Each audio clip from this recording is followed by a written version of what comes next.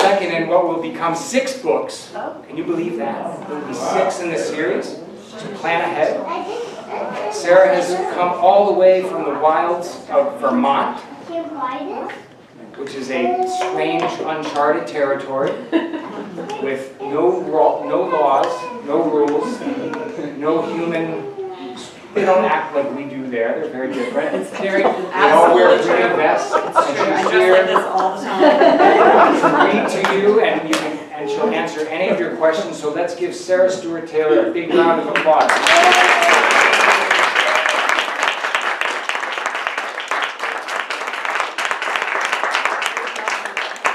Thank you so much. It's so fun to be back at Book Passage. I love this bookstore, and I love this area. I think people in this area are very brave and adventuresome, I've noticed. Do you think that's true? Yep. People who live around here are like especially brave.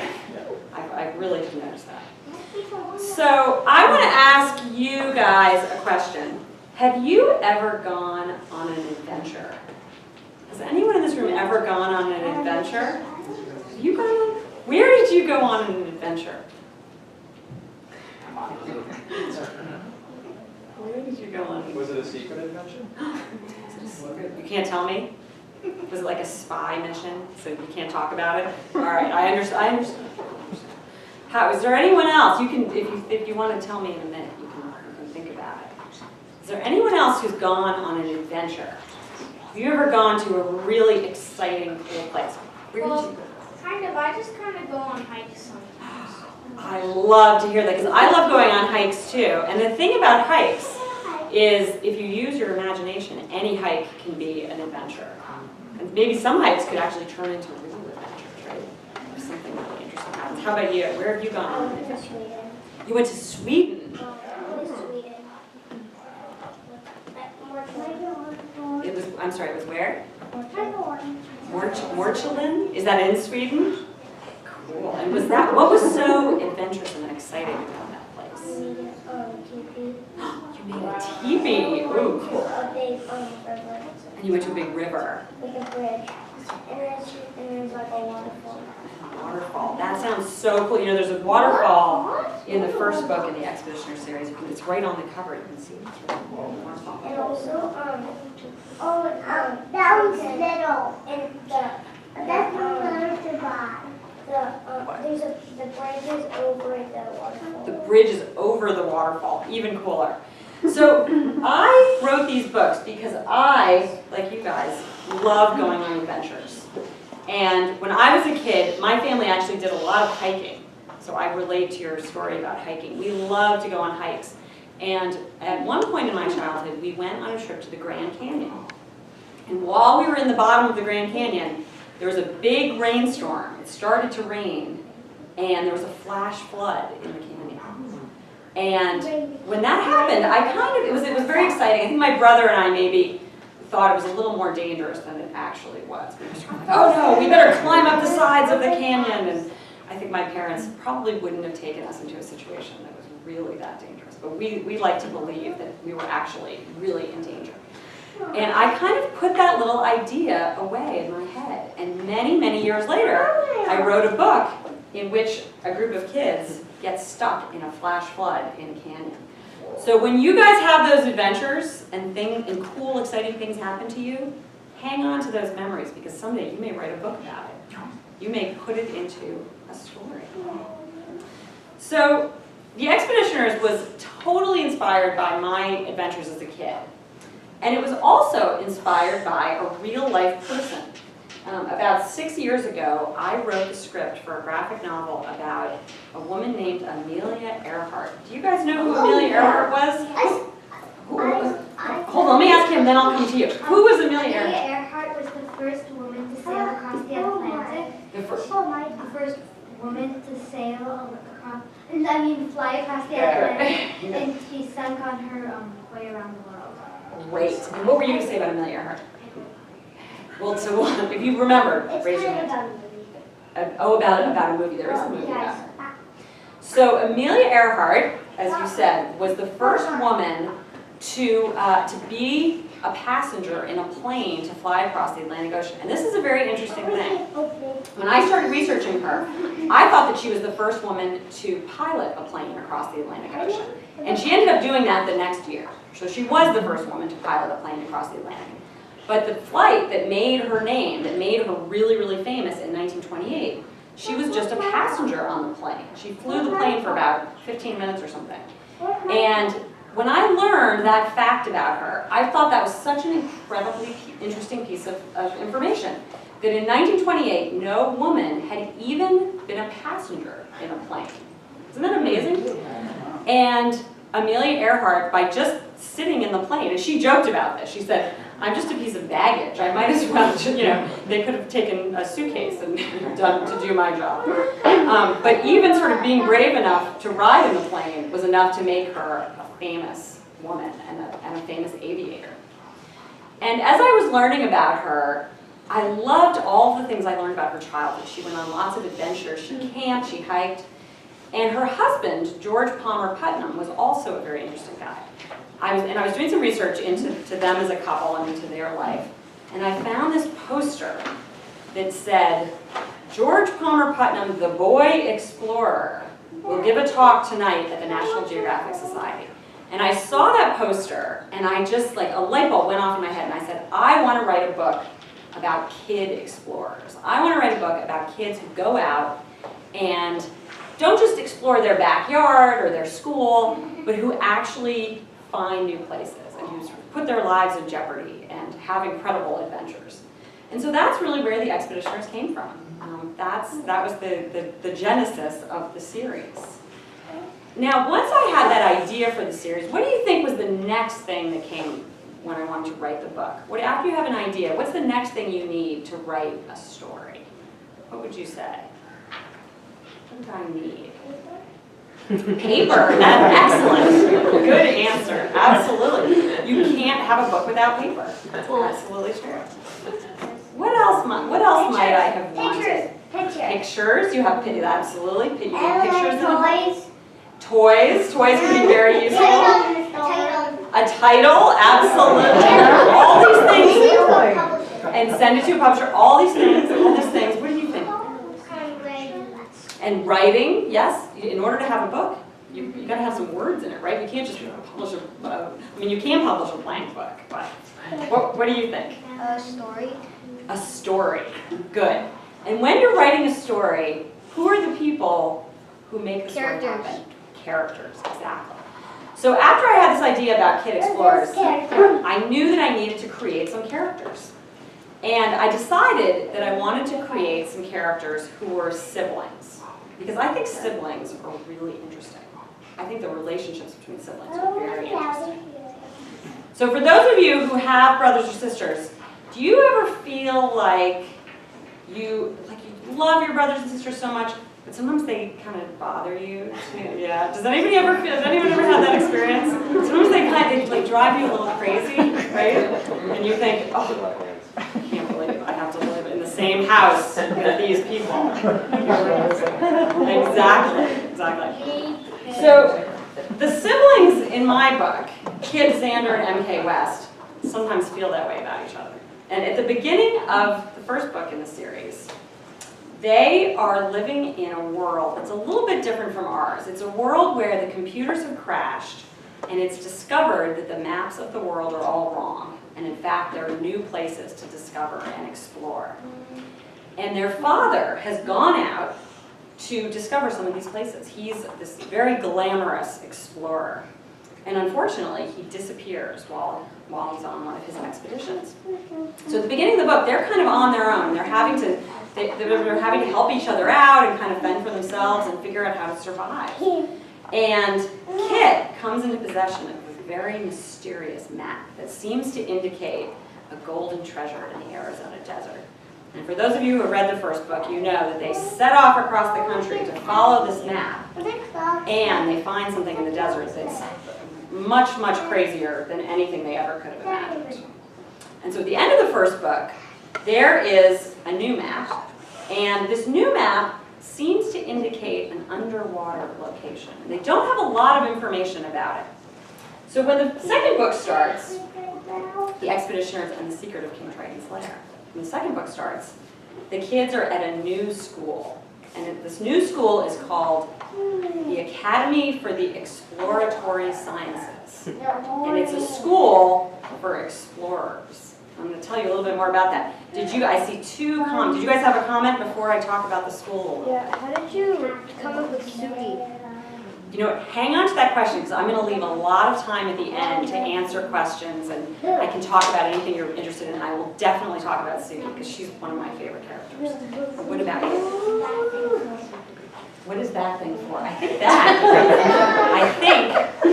wish I could tell you that it was like an explorer gadget and that I could climb up the wall and walk on the ceiling with it, but I think it's just a screen for movies and slides. So yeah, hang on to your questions, guys, and I'll make sure that we have lots of time for questions. So the kids are at the Academy for the Exploratory Sciences, and as I said, this is a school for explorers. So what are some classes or some subjects that you guys study at your schools? What's the subject you study? Math. Math. Okay. What else? What are some other things you guys study? ELA. ELA, English Language Arts. A great one. At my school, since it's a Waldorf school, we have knitting. You have knitting. That is so cool. I have some good friends who go to Waldorf, and they have made me some amazing knit things and felted. They would make amazing felted things too. Cool. So we have ELA and math and knitting. Well, if you went to the Academy for the Exploratory Sciences, you would study sword fighting, and you would study desert survival, and you would study defense against venomous animals in the rainforest. So those are the kinds of things that you would study if you went to the Academy for the Exploratory Sciences. And I thought that I would read you a scene where the kids are at school and they're learning a little bit more about this mysterious map that they found at the end of the first book. So the only thing you need to know to understand what's going on is that they're at their new school, and Kit has actually done some sleuthing. And he's figured out that the map that they found was actually sort of a fake out, and it led him to a book that led him through some other clues, and I don't want to give it away by telling you what they are, but led him to a new map of a place called King Triton's Lair. And he doesn't know where it is. He doesn't know what it means. And he and his brother and sister and their friend Suki, who we'll talk about in a minute, are at their sword fighting class. And Kit is telling them about this map that he, on his own, found. Oh, the only other thing you need to know, if you haven't read the first book, the kids have sort of a nemesis at school, and his name is Laszlo Knackley. And he's the son of another famous explorer. And they really have like this big rivalry, and he's a mean guy. He is not a nice guy, and his father is not a nice guy, and so he's kind of like their nemesis. I still don't understand, MK whispered, barely moving her mouth. What is King Triton's lair? Suki, who was watching the sword fighting, leaned in to hear my answer. I did some more reading this morning, I told them. I was nervous about being overheard, but we were pretty far away from the rest of the class, and Mr. Turnbull and everyone else were focused on the kids sparring in the rings. St. Beatrice Island was discovered early in the new modern age by the explorer Jefferson Robbins. Apparently, he decided to try to navigate a notoriously rough stretch of ocean northeast of Antigua to see what was there. For a long time, sailors had told each other to stay away from the area, and the old maps warned of sea serpents and enormous waves that could sink the ship. I went on, summarizing what I'd read. Even before the advent of the Muller machines and the discovery of St. Beatrice Island, ships crossing the Atlantic reported strange weather phenomena as they neared that part of the ocean.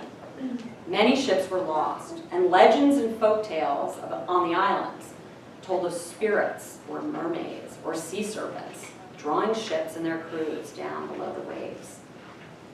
People have always told stories about mermaids and sea serpents, Suki said when I'd finished, but no one's ever actually seen them.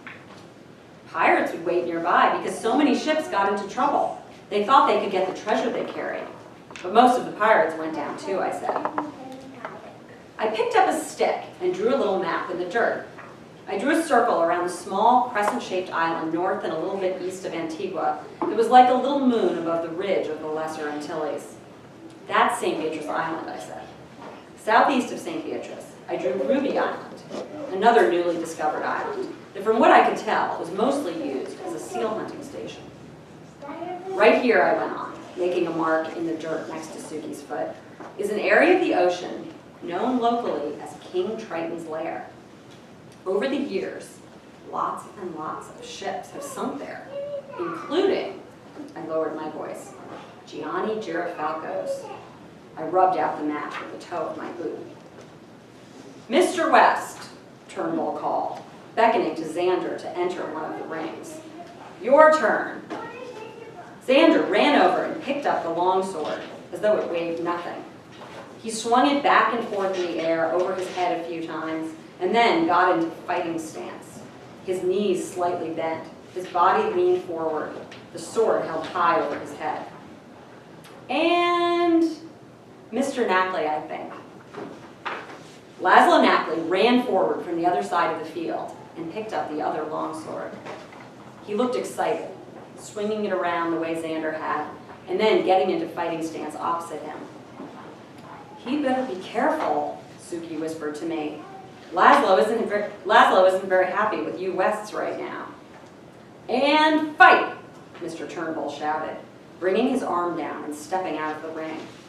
Now, everyone's attention was on Laszlo and Xander. Xander waited for his opponent to make the first move, stepping easily around Laszlo's overhead swing and getting in one of his own that almost made Laszlo drop his sword. Laszlo seemed angry and came back with a powerful downward chop that made Xander hop back. Xander's sword made a wide arc in the air over his head, and then he quickly stepped back and to the side to avoid Laszlo's next attempt. "Wow," Suki whispered next to me. "He's good. When did he get so good?" I looked up to see Agent DeRosa coming toward us, leading his German Shepherd around the training grounds on a long black leash. DeRosa and the dog passed us, but then they both turned back to study us. The dog sniffed the air, and I had a terrifying thought. Could it remember my scent from the night before? They walked slowly past the crowd of spectators. DeRosa, seeing that everyone was intently watching the fencing match between Xander and Laszlo, stopped to watch too. Laszlo had forced Xander into a corner of the ring, and he appeared to sense that winning was within his power. He suddenly seemed to gain new strength, slashing the heavy sword from side to side, clashing it against Xander's with a dull clang that rang out against the mountain and echoed across campus. Mr. Turnbull was so excited he couldn't keep still, dancing around and bobbing his head along with the action. The swords slammed against each other, Xander sidestepping along the perimeter and retreating farther and farther into the corners of the ring. "Come on, Xander," Suki said. "Come on. Get him," MK whispered. And then Laszlo raised his sword and brought it down heavily. Xander raised his own sword to protect himself, and Laszlo caught Xander's sword on the hilt hard, and then Xander was falling, dropping his sword, kneeling down in defeat in a corner of the ring. Laszlo hoisted his sword into the air, and everyone burst into applause. "That, ladies and gentlemen, that is how it's done," Mr. Turnbull said. "Well done, you two. Very well done." Xander got up, picked up his sword, shook Laszlo's hand, and came over to stand with us and applaud as Laszlo accepted congratulations from students and Mr. Turnbull.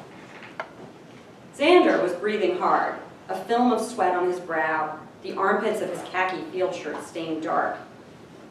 We all applauded half-heartedly, but Xander made a big show of pointing to Laszlo and clapping his hands above his head. Suki watched him for a minute.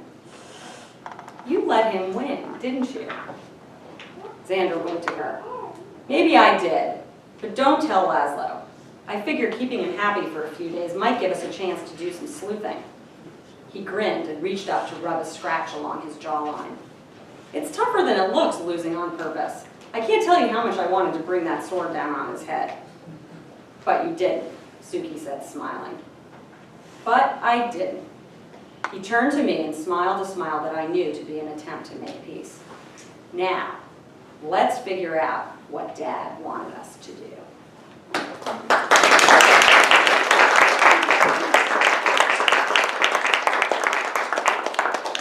So I would love to answer any questions that you guys have, or if there's anything that you want me to talk a little bit more about the writing process or the book publishing process. Yeah. So far, what's happened to President Hildreth? Ooh, that's a great question. So president in this world, the president of the United States is a guy named President Hildreth. And he's not a very nice guy, is he? No. He's the government in this world is how would you describe the government? In this case, harsh. Harsh is a great word, harsh.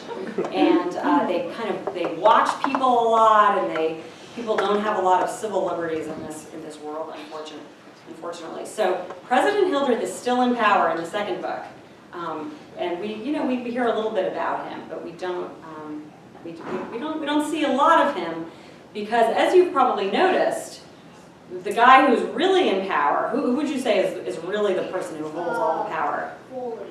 Very good. This guy. If it's not fully, it's Malcolm.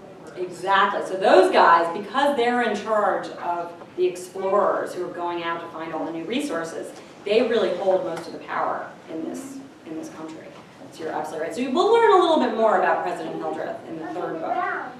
But I'm glad you asked about that. How about you? Are we going to use that?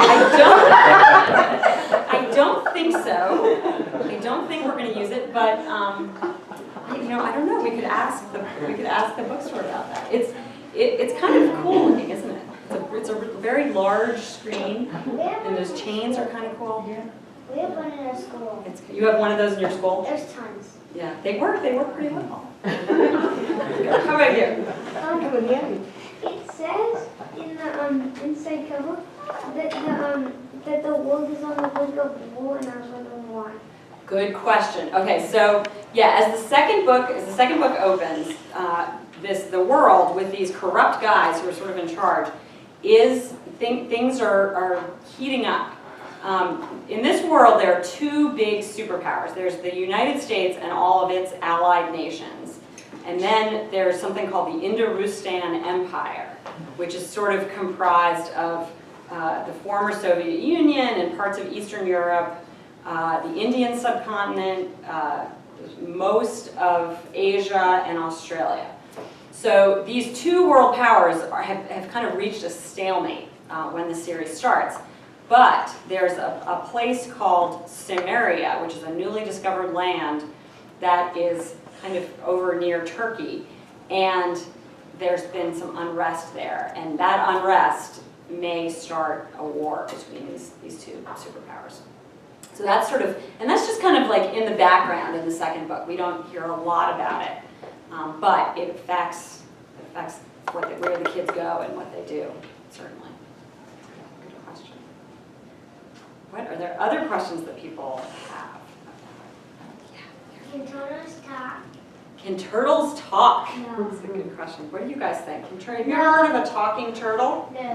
No? I've never heard of an English talking turtle. Well, so the fun thing about writing fiction is that you can kind of make turtles do whatever you want them to do. That's one of the things that I really like about writing fiction. So I don't want to give too much away, but I'll just say that turtles have their own way of talking. They have their own way of talking. What do you think? Does that sound kind of crazy? Yeah. But yeah. What's your favorite book that you've written? And what's your favorite overall book? Good. Okay, so what's my favorite book that I've written? What's my favorite overall book? And then your question was about Suki, too. Yeah. What was your question about Suki? How did you come up with Suki? How did I come up with Suki? Okay, I'm going to answer that one first. So I told you about the research I did for the book on Amelia Earhart. And I think Suki was very much inspired by Amelia Earhart. I sort of didn't realize this until later, but I created this very strong young woman who is a pilot and who does goes on all of these exciting flights, and some of Suki's qualities I think she had in common with Amelia Earhart. Amelia Earhart was a very loyal person, and Suki is also a very loyal person. She's a good friend, and so all of those things I think came from Amelia Earhart, and then also from other people, and some of it just just my creating a character. But that's sort of where Suki came from. It's interesting.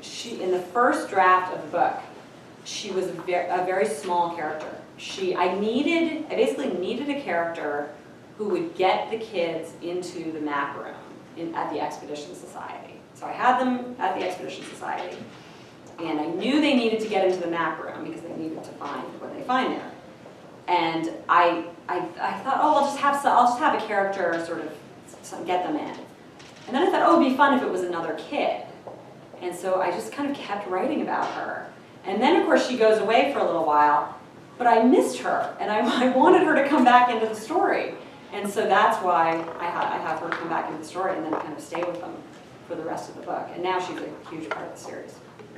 So that happens to writers sometimes. That a character who you thought was going to be a very small character, the more you get to know them, the more you like them, the more you want to include them in the story. So let's see, what's my favorite book that I have written?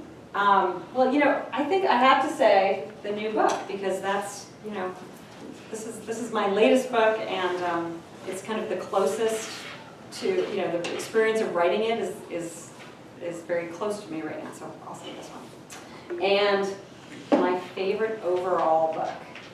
Wow, that's a hard question. I have, there's so many books that I love. I'm just going to tell you a few books that I love, because if I had to choose one overall one, I don't know what I would say. So when I was about your age, I loved reading. I loved Jules Verne. Have you ever read any Jules Verne? So Jules Verne wrote 20,000 Leagues Under the Sea. Yeah. And that book was obviously a big source of inspiration for this book. I was talking to someone today about, I love The Secret Garden by Frances Hodgson Burnett. And that's a book that I think it introduced me to the idea of sort of creating mystery and suspense in a book. And if you've read it, you know what I'm talking about. There's just wonderful sort of mystery and suspense in that book. So I love that book. I'm drawing a complete blank now on all the other books that I love. I'll think of some in a minute and come back to you. Yeah. How long did it take you to write that book? Great question. So the first book took me a long time. It took me, from the time that I started writing it until it was published, was about 5 years. It's a long time, isn't it? Probably, how old are you? 6. Right, so that's like almost your whole life that it took me to write this book. Wow. So I will say in my defense, though, that 2 of my 3 children were born during those 5 years. So I was a little bit slower than I might have been otherwise. But, yeah, 5 years. So the second book took me not as long. It was about, I want to say it was about 18 months for the second book. And I think part of that was that I knew the characters at that point, and I knew the world that they lived in, and it was just easier to write about them. How many pages are in the book? They're about, let's see, this book has 389. And the other one has, let's see, this is the paperback, and it has 375. So I got a few more in the second one. What is your favorite character, or I have 2. First of all, what is your favorite character, and then who do you think is the most corrupt person in the Ooh, good question. So I think my favorite character is Kit, because the book is written from a first person point of view. Do you guys know what I mean when I say first person? Yeah. What does that mean? What does that mean? It kind of means that you're telling the story yourself instead of like telling the story about someone else. You're kind of telling it about yourself. Exactly. So we are in Kit's head, and we're seeing everything from his perspective, from his point of view. If the story was if it was like a camera, the camera would be not just here, it would be inside because we have access to his thoughts. Third person is when you get to sort of look at lots of different people and see what they're up to, and we're told the story from all, looking at all those different people. Good. So because the story is told from the first person, I'm inside Kit's head a lot, and so I've gotten to know him really well, and I really like him a lot. He's not the easiest person to like sometimes. I think he's not the easiest character to like in the book, but I spent so much time thinking about him that I think he would be my favorite character. And the most corrupt person in the book, I think the most corrupt person in the book has to be Francis Foley. He is just terribly corrupt. Francis Foley is at the beginning of the first book, he is the head of the Bureau of Newly Discovered Lands, which is the sort of government agency that administers all of the colonies and the new places that have been discovered.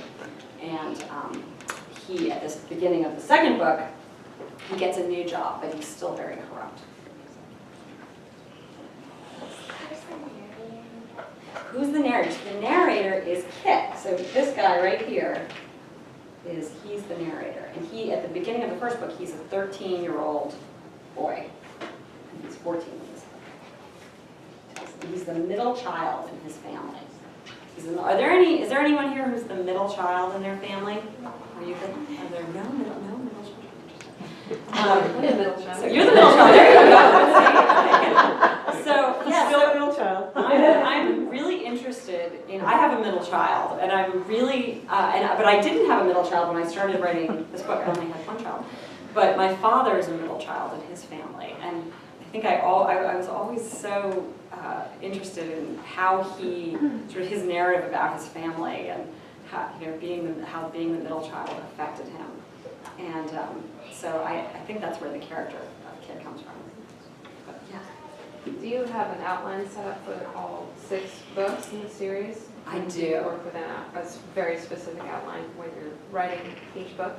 So I do. I have a very loose outline for the series. I know where each book will take place.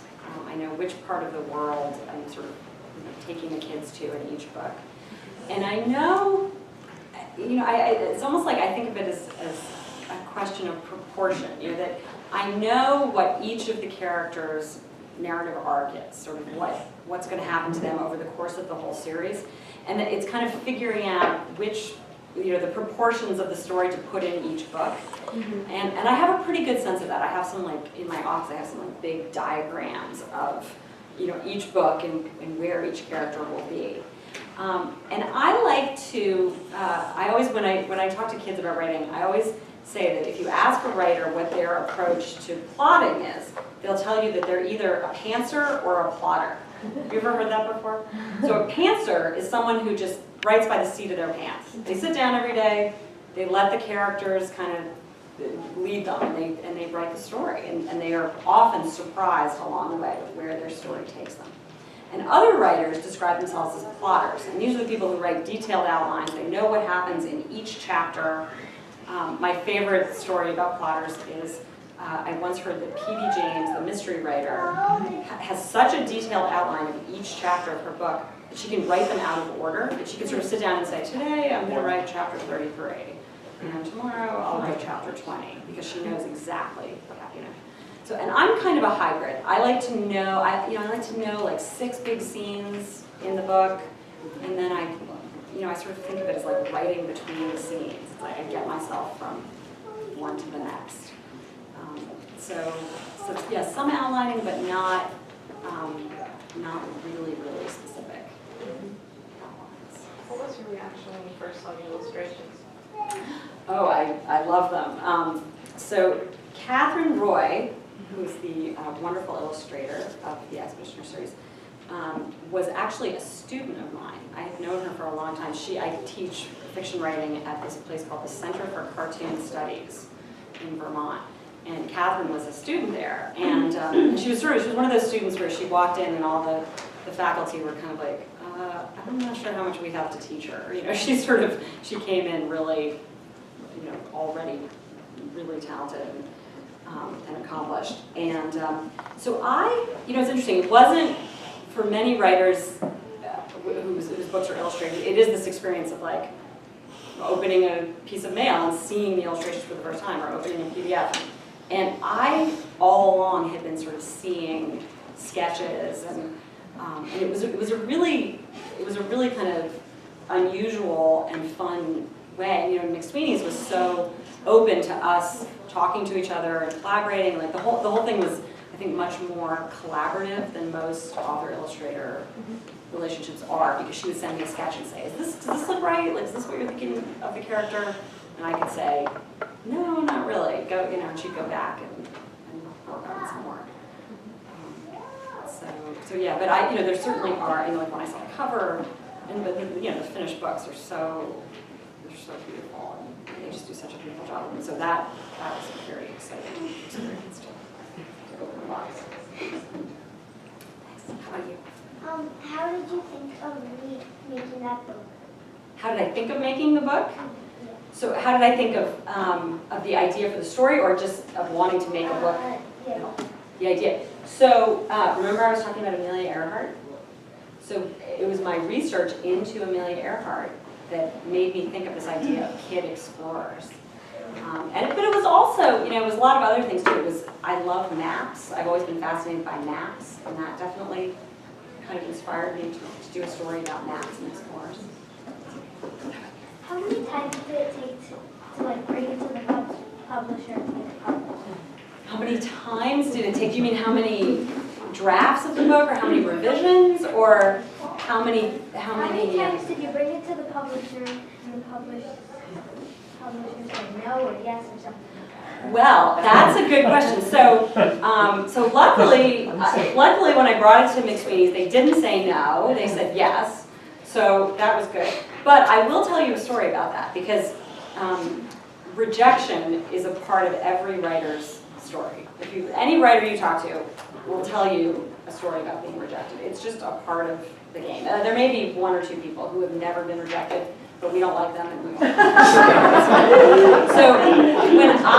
So my first book that I ever wrote was a mystery novel. I wrote a mystery novel, and I had been working on it for a while, for like a couple of years, and I thought I was ready to get a literary agent, and so I started sending out letters to literary agents. And the day I started sending out letters, I kept a document in my computer so that I wrote like the name of the agent I sent it to, and then a space for telling myself what happened. And during my process of getting a literary agent, I kept track in that document. And the day that my literary agent accepted me, and said that she wanted to represent me, I looked at that document, and I had been rejected or ignored. In some cases it was just they didn't get back to me, but I had been rejected or ignored by 55 literary agents. And unfortunately, that's actually not that uncommon a story. Many writers you talk to will tell you stories about being rejected by, and you know, it sounds like you hear that story and you think, were you crazy? Like, didn't you get the message that you weren't a very good writer and you should just stop? But in fact, during that whole time, I was reading the letters from the literary agents. And some of them had really good feedback in them. They would say, like, you know, I really like this, but I wasn't sure about this. Or this was really interesting, but this didn't work for me. And I was continuing to work on my book and make it better and better. And I think that was the key thing, that I was sort of using that rejection as feedback and continuing to work on the book. So yeah, rejection, it's a part of every writer's life. How much books have you wrote? How many books have I written? Yes. Let's see, I wrote 4 mystery novels, and then I did the script for this book about Amelia Earhart, so that's 5, and then I've written 2 of these, so that would be 7 books.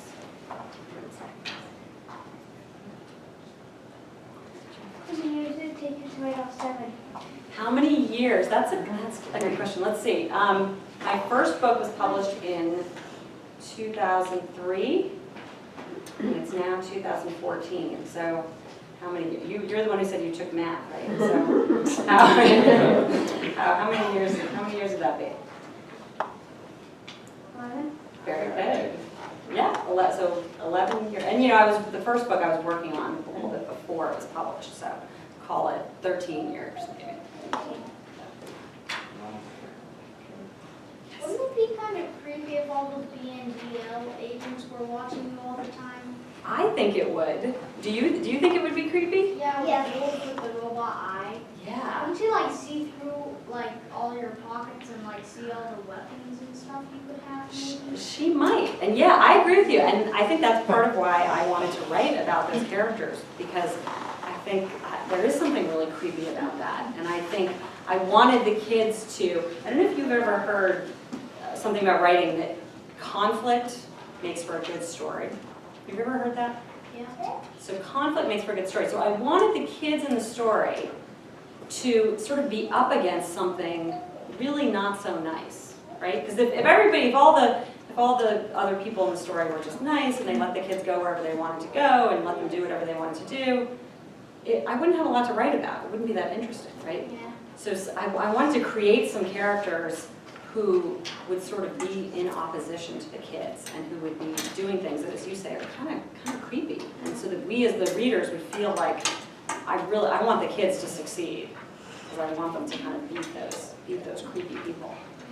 So, yeah. Is the number of books important in the overall story at all? Why 6? That was, as I worked on the outline, at one point I thought there would be 7, at some point I thought there would be 5, and it was more just like as I sort of looked at all the storylines I wanted to include and all the places I wanted the kids to go, that was kind of what I settled on. Yeah, there's no significance to the number 6 really. It was just that seemed to be what it would take. How many books are you going to write on those? 6. There'll be 6 in the series. Why are you writing only 6? Well, I think 6, that's a lot of books. I'm going to be pretty busy writing those books. And hopefully I'll get to write other books after that. So I might write some other books after that. But I think that seems like a good number to keep me busy for the next few years. Yeah. Does your publisher have a timeline for you to complete them? Yes. Or do you? Yes, they do. Okay. Yes, they do. Yes, no, and I'm going to try to not take 5 years again for the next one. Yeah, I mean it is there. I'm finding they're faster. They're going faster just because I now know the characters well and I know the world and I've already done a lot of thinking about the plots. So yeah, so I think we're hoping for spring of 2015 maybe, is it? 2015. Yeah, I think that would be right. Yeah. So.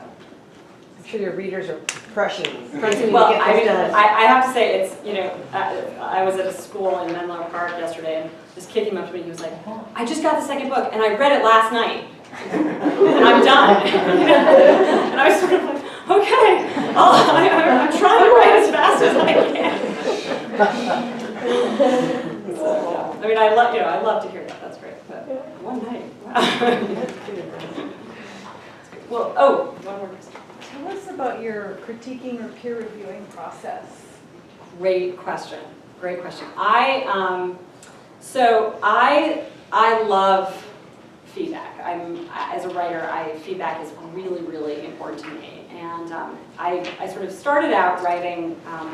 I always like to write fiction, but the first sort of real writing I did was as a journalist, as a reporter, and I was actually a daily news reporter for a while. And being a daily news reporter is fantastic preparation for writing, because every single day you finish something and you get it critiqued, sometimes in a very harsh way by an editor, and then you have to take that critique and go back and make it better right then and get it back to the editor. And I think when I first started working as a reporter, I worked in this sort of like small regional newspaper, and the night editor was this like grizzled, really, really dark humored guy who, life had just not treated him very well, and he was stuck in this podunk town as being the night editor of the paper. He did not make a critique sandwich with his, you've all heard about the critique sandwich, right? The criticism in the middle and two bits of praise on the outside. And he did not believe in the critique sandwich. He'd call me over and just be like, redo it. None of it is any good. That would be sort of his feedback. And the first couple months at the job, I was devastated every day. And then I learned to take the criticism as it was intended. It was criticism of my writing and not of me. And I kind of, I think I developed a thick skin and an ability to listen to criticism. And so when I started writing fiction, I sought out people to give me that feedback before I had agents and editors and people to do it officially. So I had, I've been in writing groups. I've had, my brother is actually kind of like one of my best first readers. I have, good friends who I get to give my work to. And it's really, really important. I think it's great. And now, now that I get to work with my agent and with editors, I always say to them, like, just give it to me. I want as much. I want whatever you've got. Like I know it makes my work better. So it's really important. And I will say though that you have to be careful about who you ask for feedback from. There's good feedback, and there's constructive feedback, and there's destructive feedback. And I think you have to be really savvy about who you trust with that process. Thank you. Well, thank you so much, you guys. You were so great.